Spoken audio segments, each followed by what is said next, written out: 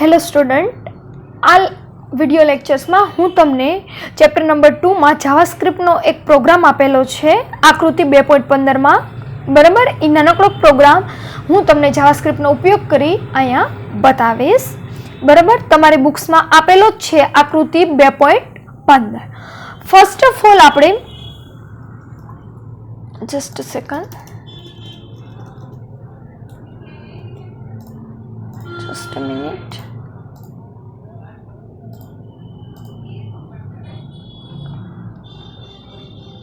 Okay, first of all આપણે પહેલા form લેશું.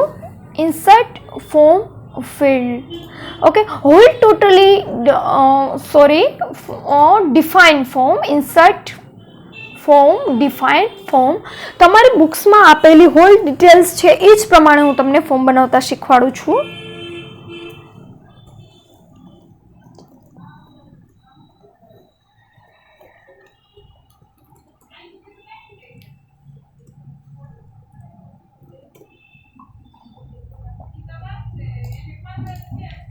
ઓકે, પછી અહીંયા મોર પ્રોપર્ટીઝ ઉપર ક્લિક કરવાનું રહેશે, પણ તેમાં આપણે કંઈ કરવાનું નથી. એડવાન્સ એડિટ ઉપર ક્લિક કરશો એટલે આ એક બોક્સ ખુલશે.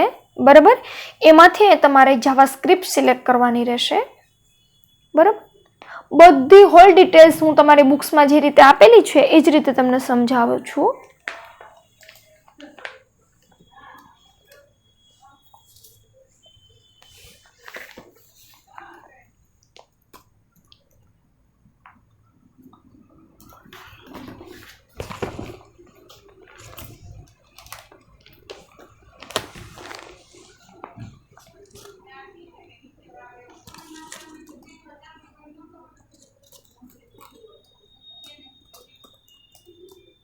ઓકે, મેં આ રિટર્ન વેલિડેટ ફોર્મ લખ્યું છે.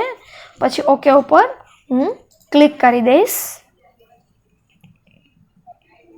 બરાબર, જુઓ.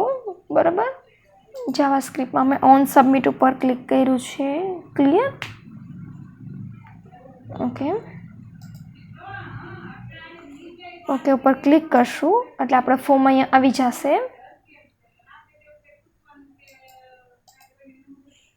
બરાબર, હવે એમાં તમે સોર્સમાં જશો વિદ્યાર્થી મિત્રો. આપણે 2.15માં તમને એક લેબલમાં નેમ લખ્યું છે, એની સામે એક ટેક્સ્ટ બોક્સ લીધું છે, નીચે સબમિટ બટન લીધું છે. એ બધી વસ્તુ તમે અહીંયા નેમ અને સબમિટ બટન લઈ લ્યો તોય ચાલશે, અથવા તો તમારે અહીંયા નથી લેવું તો સોર્સમાં જઈ તમારા બુક્સમાં આકૃતિ નંબર 2.18નું કોડિંગ આપ્યું છે, કઈ રીતે લખવાનું છે એ બધું હું અહીંયા લખું છું.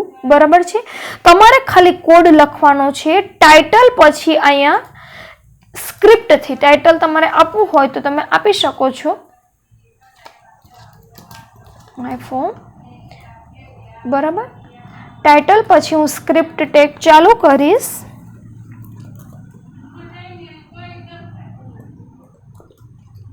બરાબર, પછી આની અંદર બધી ડિટેલ્સ.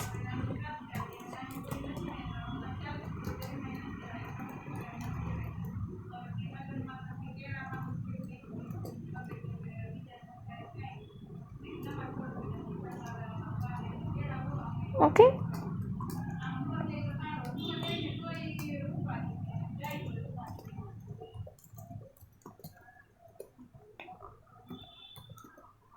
JS2 હમણાં આપણે ફોર્મનું નામ લીધું છે વિદ્યાર્થી મિત્રો. નેમ નામનું મેં ટેક્સ્ટ બોક્સ લીધું છે. લેબલ લીધું છે આપણે. બરાબર, એમાં આપણે વેલ્યુ એન્ટર કરવાની છે. એક્સ નામના વેરિયેબલ આપણે એક્સ લીધો છે.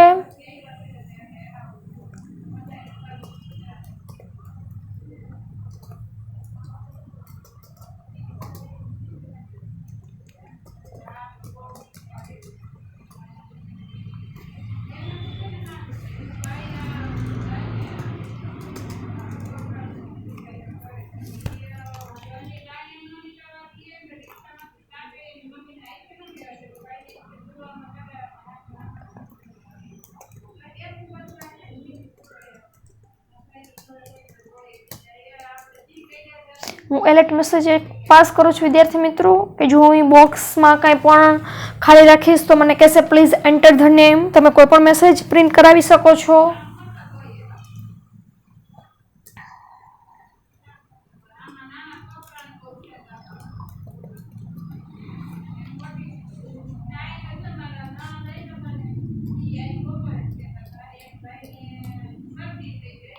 ફોકસ નામની આપણે મેથડ શીખી ગયા છે આ ચેપ્ટરમાં વિદ્યાર્થી મિત્રો કે કોઈ નિશ્ચિત ઘટક ઉપર આપણે પહોંચવા માટે કે જો હું ડોક્યુમેન્ટ જે ટુમાં નેમ નામનું ફિલ્ડ હું જો એ ખાલી રાખીશ તો મને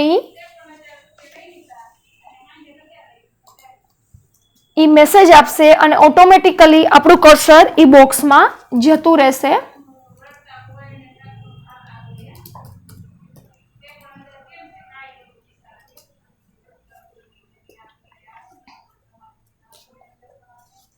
બરાબર, આપણો સ્ક્રિપ્ટ કોડ છે. અહીંયા હું સ્ક્રિપ્ટને પૂરી કરીશ.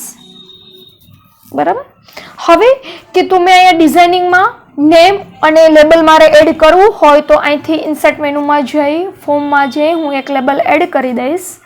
બરાબર, ત્યાં લખીશ હું, ત્યાં આપણે લખશું નેમ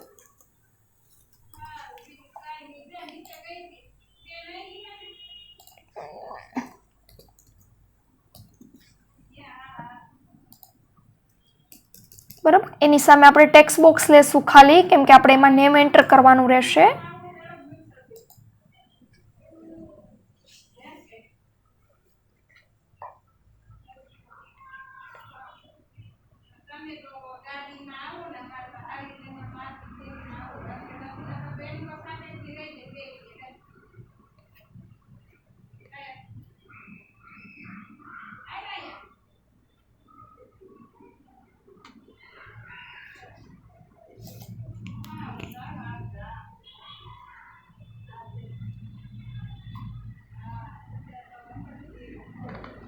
નેમ લખશું.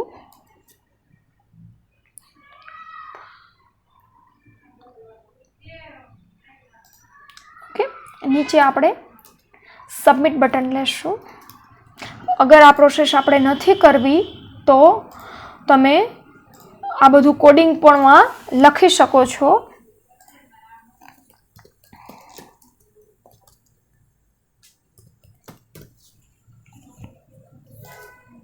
ઓકે, હવે આપણે સોર્સમાં જતા રહેશું.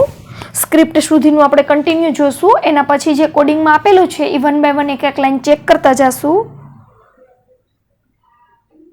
બોડીની અંદર આપણે સ્ટાઇલ આપવાની.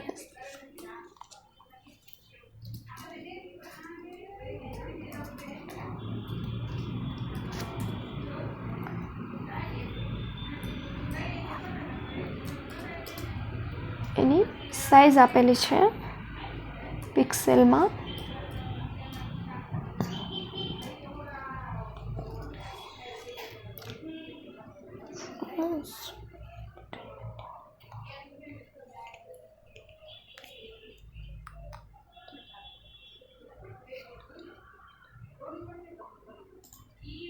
અહીં આપણે BR ટેગ આપી દઈ. ત્યાંથી આપણે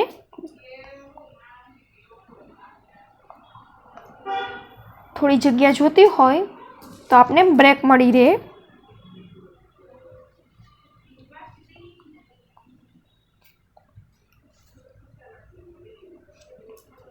બરાબર છે.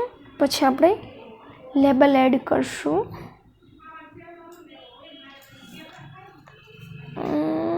આપણે અહીંયા લાસ્ટમાં પૂરું કરવાનું રહેશે. બરાબર, અહીંયા આપણે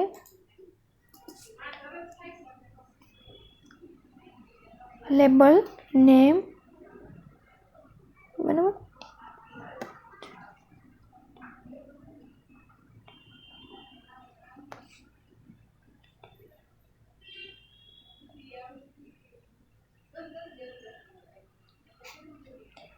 પછી અહીંયા આપણે લેબલ પૂરું કરવાનું રહેશે.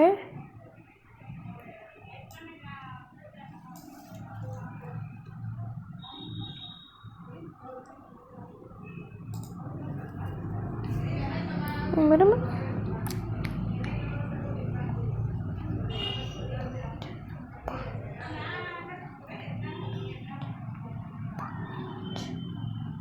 આ બધી સ્પેસ માટેની વસ્તુ છે, બરાબર. કોઈ તમારે ઓટોમેટિકલી વેબ બ્રાઉઝરમાં અમુક પ્રકારની જગ્યા અથવા એવું જોતું હોય તો આ કોડિંગ લખી શકીએ આપણે. એ આપણે તમને હું એક્ઝામ્પલ આપું. ફર્સ્ટ ચેપ્ટરમાં એનું કોડિંગ આપેલું જ છે. Okay, clear. આપણે સેમ ટુ સેમ 2.18માં જે કોડ આપેલો છે એ જ આપણે આખો કન્ટિન્યુ લખી નાખશું અહીંયા.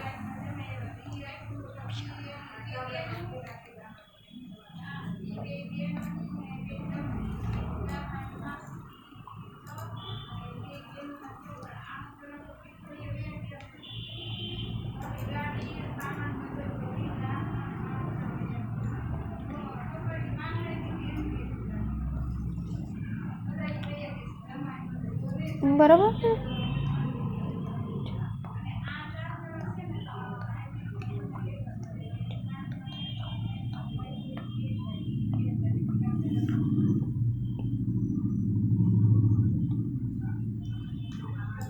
અહીંયા 9ની સ્પેસ આપી છે, પરંતુ આપણે વધારે સ્પેસ જોઈએ છે તો અહીંયા હું પાછું વધારે 18 એવા સિમ્બોલ લખી નાખું છું, એટલે મને 2 સ્પેસ ઇનપુટ મને મળે.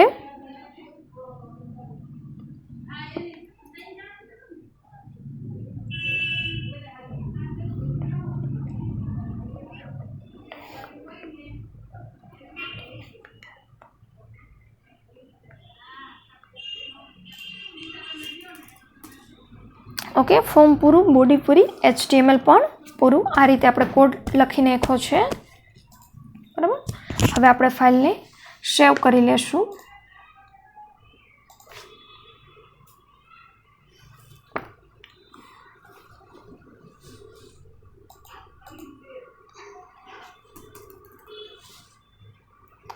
સેવ કર્યું છે મેં, બરાબર. હવે આપણે એને બ્રાઉઝરમાં જોશું.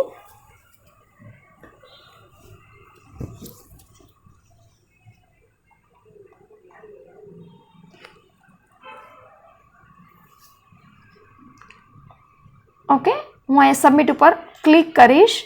જો વિદ્યાર્થી મિત્રો, આપને અહીંયા એલર્ટ બોક્સ બતાવે છે, મેસેજ પાસ કરે છે, પ્લીઝ એન્ટર ધ નેમ.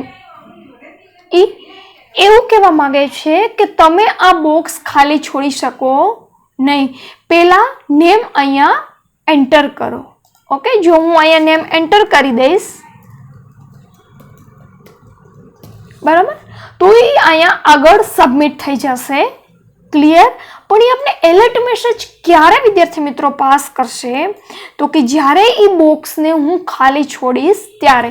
હવે યાદ કરો વિદ્યાર્થી મિત્રો કે જ્યારે આપણે ઓનલાઈન ખરીદી કરી છીએ ત્યારે આવું એકાદું બોક્સ આપણાથી છૂટી જાય છે અને આપણે સબમિટ ઉપર ક્લિક કરીએ છીએ ત્યારે આપણે આવું પોપઅપ બોક્સ સાઈડમાં ખુલેલું બતાવે છે કે તમે પહેલાં આ બોક્સને ફિલ કરો. તો એ બધા વેલિડેશન તમે જાવાસ્ક્રિપ્ટમાં આપી શકો છો કે જ્યારે તમે એ ડેટા સબમિટ કરો ત્યારે તમને આ એલર્ટ મેસેજ બતાવે. ઓકે વિદ્યાર્થી મિત્રો, બરાબર. આ બધું કોડિંગ તમે ફોર્મમાં એક ફિલ્ડમાં આવી રીતે તમે એડ કરી શકો. ક્લિયર વિદ્યાર્થી મિત્રો?